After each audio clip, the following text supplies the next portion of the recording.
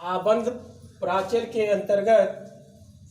Bond polarity यानी आबंध ध्रुवता की चर्चा करेंगे। कोई भी आबंध अगर सहसंयोजक है अथवा आयनिक है तो वह 100%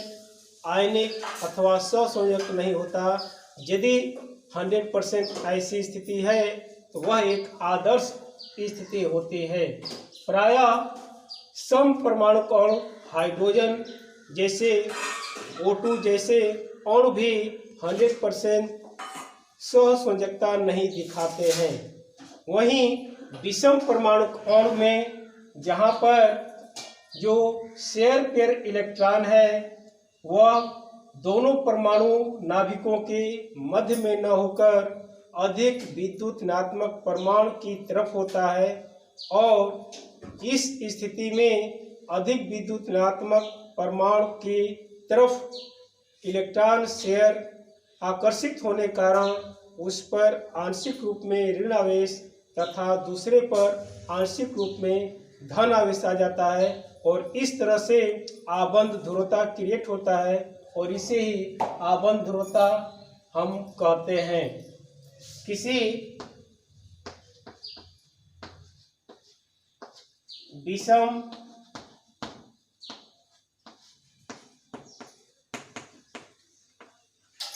परमाणु अणु में जहां इलेक्ट्रॉन युक्त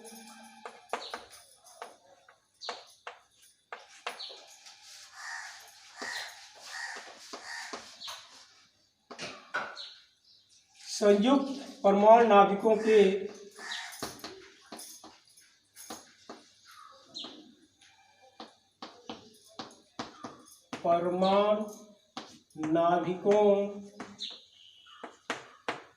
के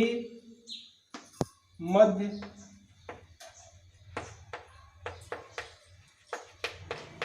स्थित न होकर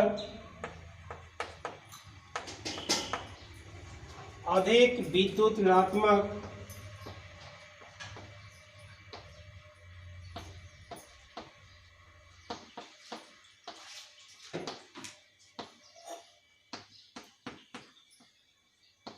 परमाणु की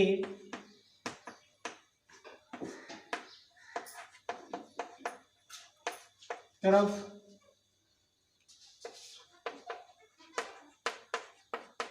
आकर्षित होता है तथा अधिक विद्युत ऋणात्मक परमाणु की तरफ और कम विद्युत धनात्मक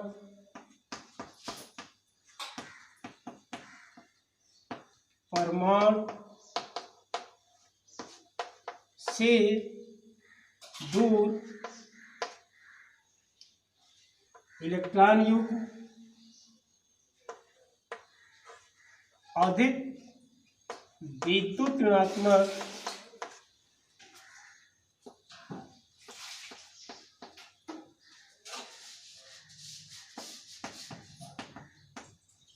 परमाणु की तरफ विस्थापित हो जाता है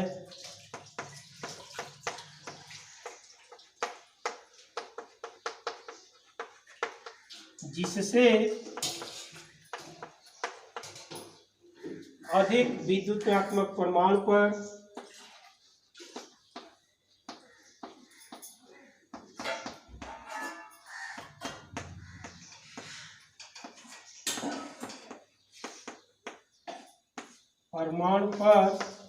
आंशिक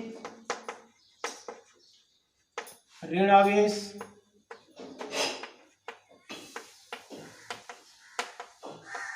तथा दूसरे पर कम विद्युत ऋणात्मक या अधिक धनात्मक परमाणु पर आंशिक धन आवेश आ जाता है।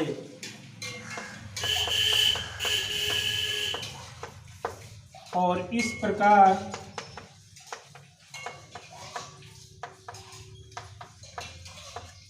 आबंध ध्रुवीय हो जाता है। इस प्रकार आबंध में ध्रुवता उत्पन्न होता है।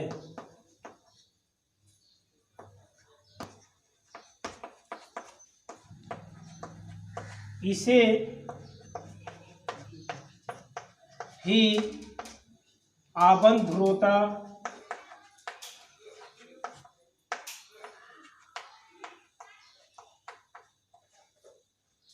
तथा ध्रुवीय आबंध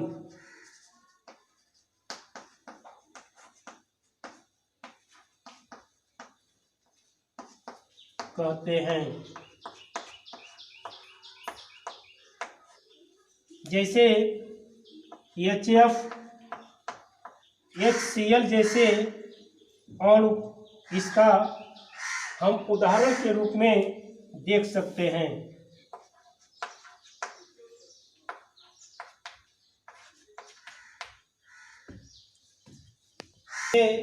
HF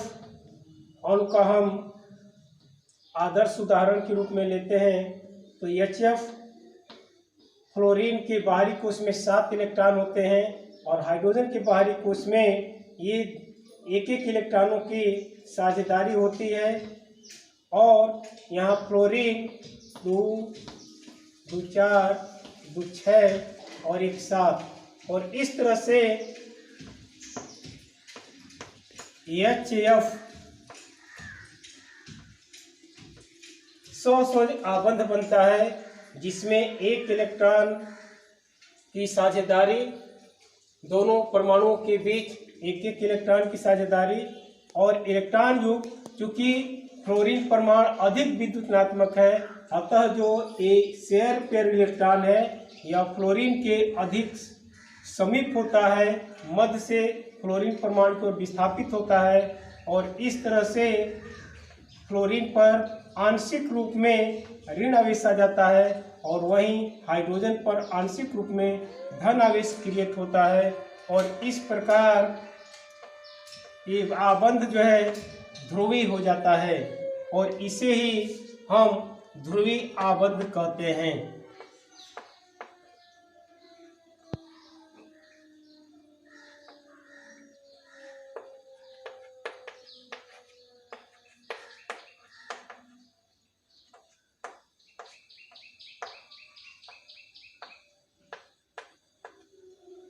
इसे प्रकट करने के लिए हम डेल्टा धनात्मक या डेल्टा ऋणात्मक रूप में प्रयोग करते हैं। यह भी संदर्भ है कि जो आबंध ध्रुवीय होते हैं वे डाइपोल मोमेंट यानी ध्रुवीय आघूर्ण उत्पन्न करते हैं। तो इनका जो प्रमुख लक्षण है डाइपोल मोमेंट इनमें प्रदर्शित होता है।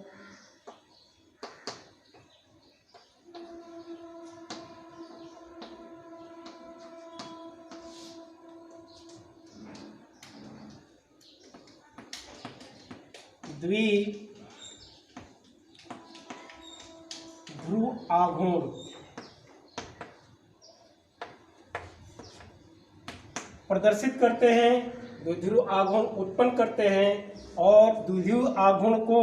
हम म्यू द्वारा संकेत के द्वारा प्रदर्शित करते हैं और इसका मात्रक D by unit D Y जिसका मान 1 डी बाई बराबर 3.33564 इंटू 10⁻³ कूलाम प्रति ग्राम, कूलाम प्रति मीटर होता है। जैसा कि द्विध्रुव आघूर्ण म्यू बराबर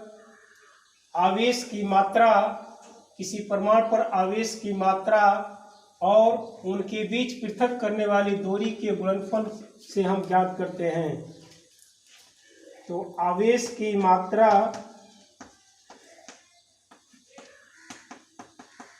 गुणे आवेश को पृथक करने वाले दूरी या दो आवेशों के बीच की दूरी।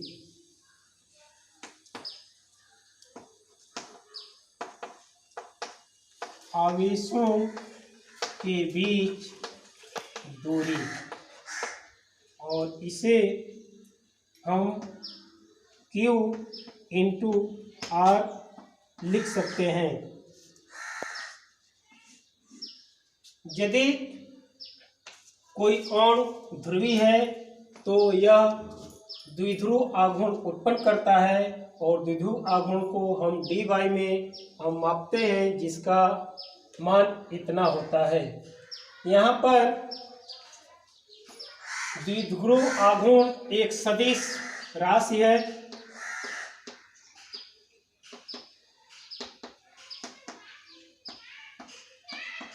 एक सदिश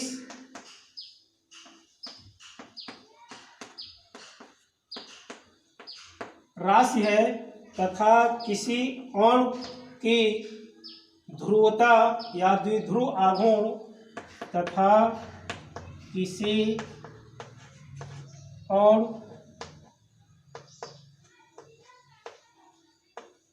की द्विध्रुव या अणु में द्विध्रुव आघूर्ण, अणु की द्विध्रुव आघूर्ण उसमें उपस्थित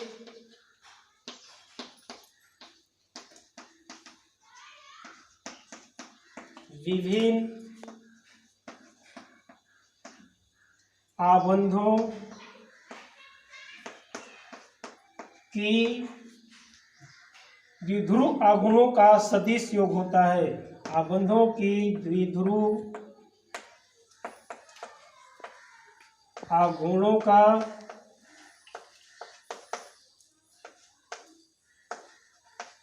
का सदिश योग होता है।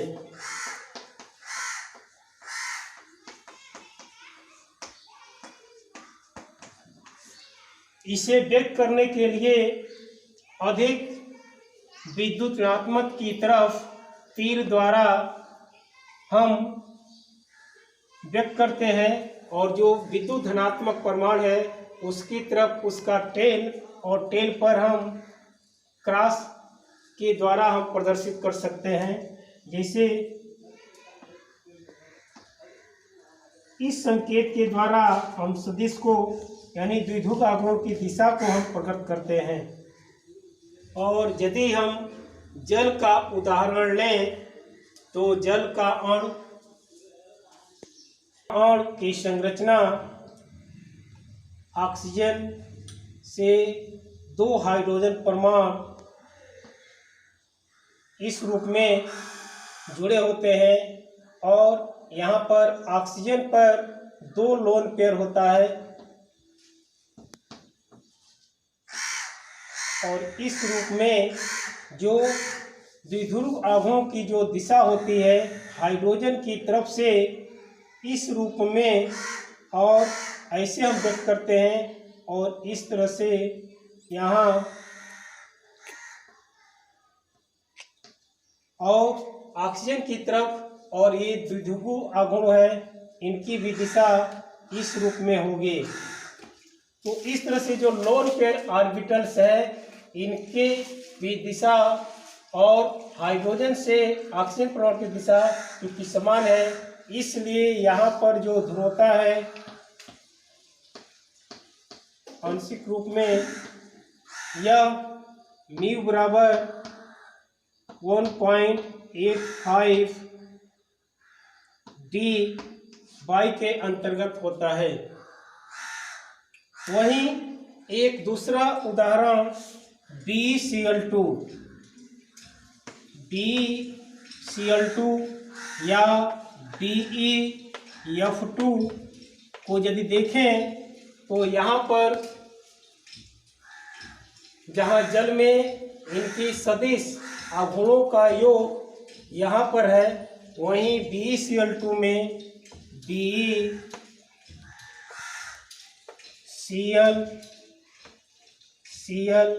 या BeF2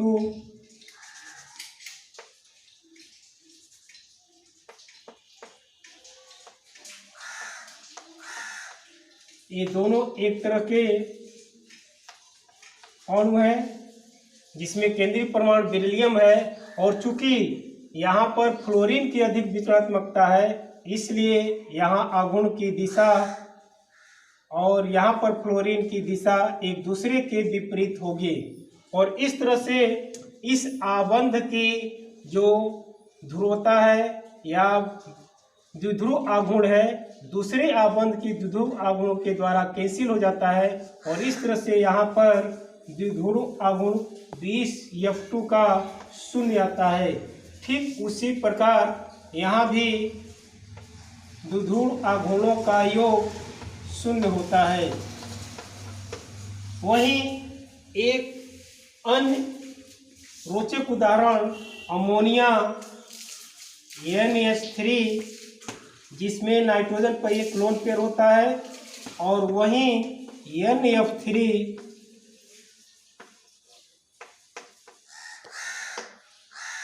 का हम उदाहरण के रूप में देख सकते हैं, जहां पर NH3 में द्विध्रुव आघूर्ण का मान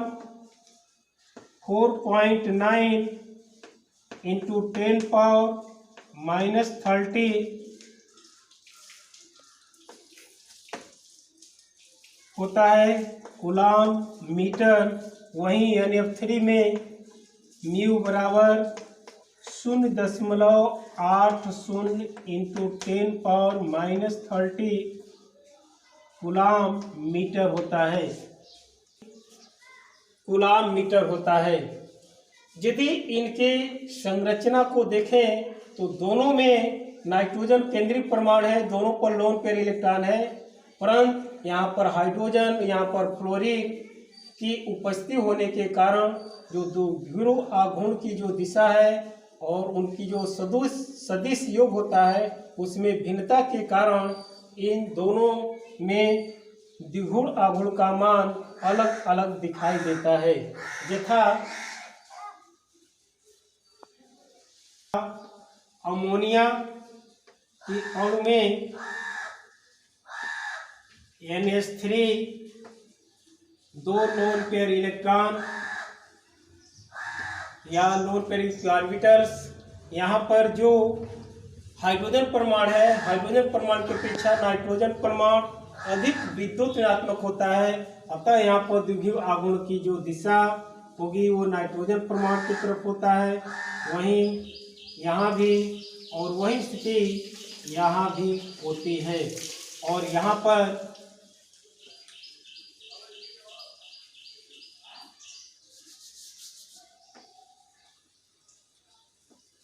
और इस तरह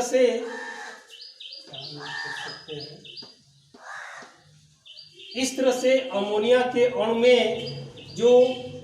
इनका सदिश योग है द्विध्रुव आघूर्ण का वह धनात्मक हो जाता है, और इसलिए इसका मान NF3 की अपेक्षा अधिक होता है। यदि NF3 को देखें तो यहाँ पर द्विध्रुव आघूर्ण का सदिश योग यह अमोनिया की अपेक्षा कम होता है, और कारण आप देख सकते हैं कि दोनों में नाइट्रोजन केंद्रीय परमाणु पर एक लोन पेयर है, और इसकी जो दिशा होगी यह सदिश लोन पेयर की दिशा ऊपर की ओर, वहीं नाइट्रोजन की अपेक्षा फ्लोरीन अधिक विद्युत ऋणात्मक है, अतः यहाँ पर द्विध्रुव आघूर्ण की जो दिशा होगी फ्लोरीन की तरफ होगी, और इसी कारण से अमोनिया की अपेक्षा NF3 में द्विध्रुव आघूर्ण का मान कम होता है, और इनके सभी का योग इन सभी आघूर्णों का सदिश योग यह लोन पेयर की तुलनात्मक अगर योग करें तो अमोनिया में जहाँ पर सभी एक ही दिशा में है उसकी अपेक्षा क्लोरीन यानी अमोनिया ट्राइफ्लोराइड में कम आता है और इसका मान इसके अंतर्गत है, जबकि अमोनिया के अंतर्गत म्यू का मान इसके अंतर्गत है और NH3 का जो द्विगुण आघूर्ण है यह अधिक होता है NF3 के द्विगुण आघूर्ण से।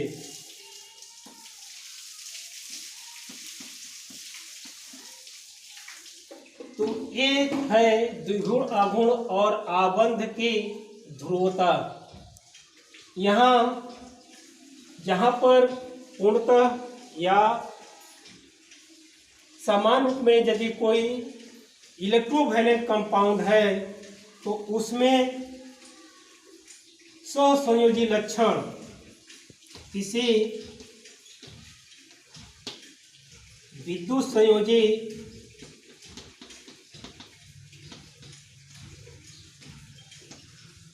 अणु में सहसंयोजी लक्षण सहसंयोजक लक्षण हम हाजांस रूल के अनुसार हाजांस नियम के अनुसार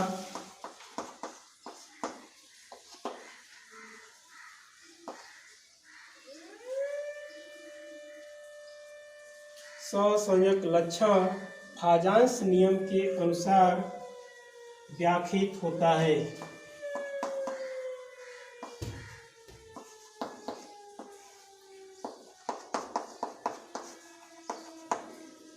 हाजांस नियम के अनुसार यदि कोई सहसंयोजक अणु है तो सहसंयोजक अणु में आबंध ध्रुवता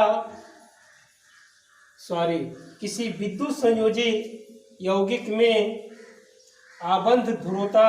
को दर्शाने के लिए हाजांस नियम के अनुसार यदि धनायन की छोटा आकार है यानी धनायन का छोटा आकार और ऋणायन का बड़ा आकार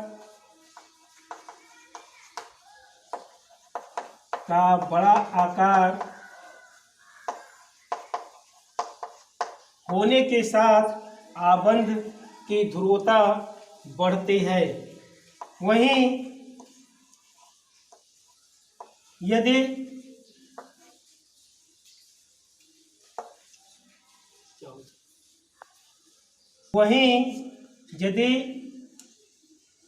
परमाणुओं पर आवेश विद्युत संयोजी यौगिक में परमाणु पर या संयुक्त परमाणु पर आवेश की मात्रा बढ़ने पर सहसंयोजक लक्षण बढ़ता है।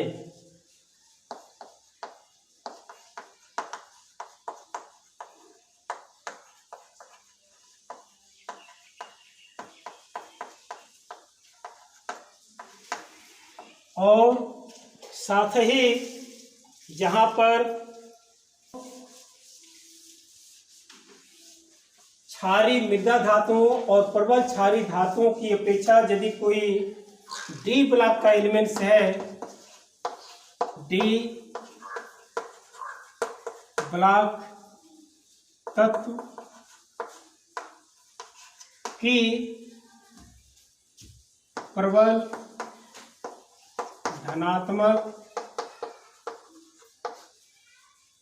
तत्वों जैसे क्षारीय धातुओं यानी फर्स्ट ग्रुप और सेकेंड ग्रुप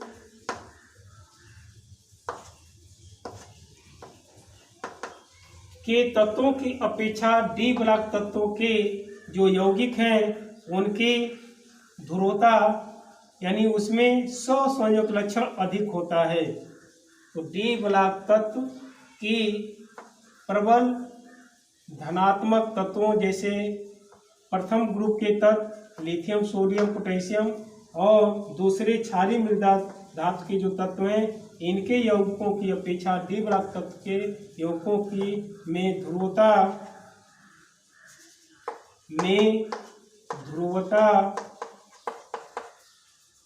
या कहिए सहसंयोजक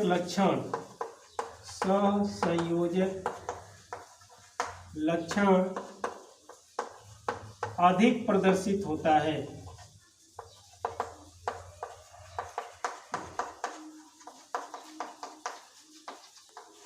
तो इस तरह से यदि कोई विद्युत संयोजी यौगिक है जो ध्रुवी होता ही है, उसमें सहसंयोजक लक्षण को दर्शाने के लिए हम फाजांस नियम का उपयोग द्वारा हम देख सकते हैं या फाजांस नियम के द्वारा व्याख्या कर सकते हैं, जिसमें ये 3 बिंदु प्रमुख हैं और इन्हीं के द्वारा किसी विद्युत संयोजी यौगिक में सहसंयोजक लक्षण को हम दर्शाते हैं। इस प्रकार आज की इस वीडियो में आबंध प्राचर के अंतर्गत बॉन्ड पोलैरिटी, आबंध ध्रुवता और द्विध्रुव आघूर्ण क्या है के विषय में चर्चा किए और जाने।